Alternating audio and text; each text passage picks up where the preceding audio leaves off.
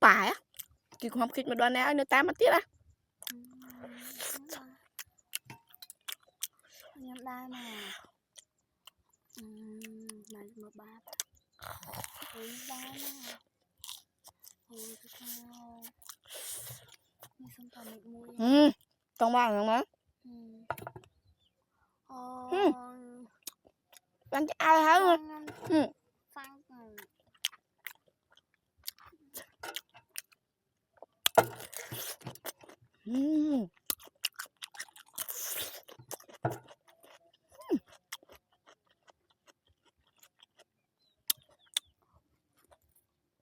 Ba mà.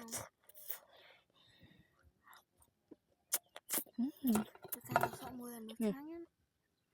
Ôi. Nâng nhiều. Nâng chả ơi nó. Nâng má. Sao ai?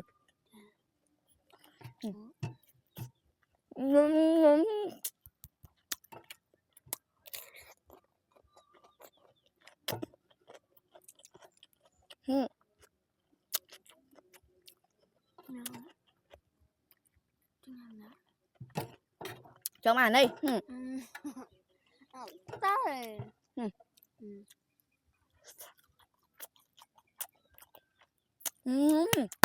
Ngon rồi ha.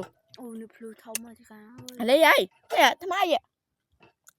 Tại chị cả nụ phật nụ nhằm mười nó ngồi chị cả ăn thấy hả? Được cao. Nụ chị cả nhằm mười phật Đừng là hay thôi. Chị ăn ăn sáng tức chị làm cả lầu. Làm ra.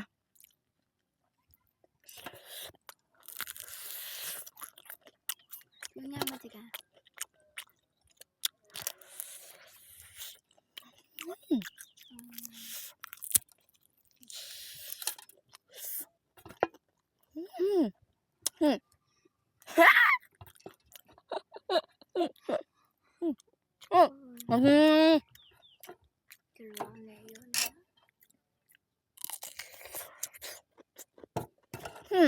Ngắn nha. Ngắn nha, mùi sữa à.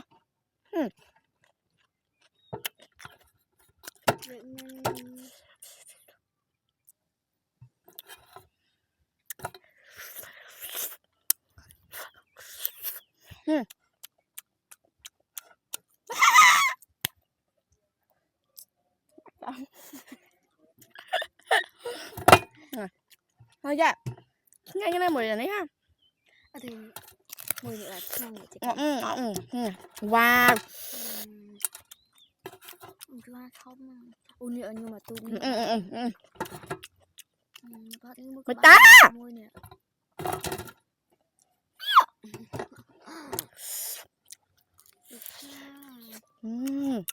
Ôi plum không.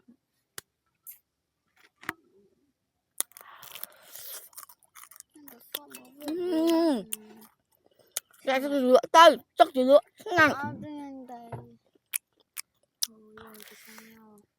Để hát cho là gì coi là không. Cái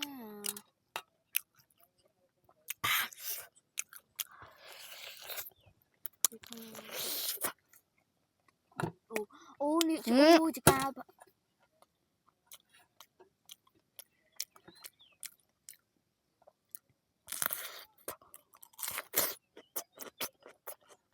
Chị cao mà nhưng mà câu nghe ta. Nè xong mà trơn vẽ cái tàn nhưng mà nó chậm nó. Này, từ tuổi nhá. Ôi nè ở tay nè chị ăn xong mà chị con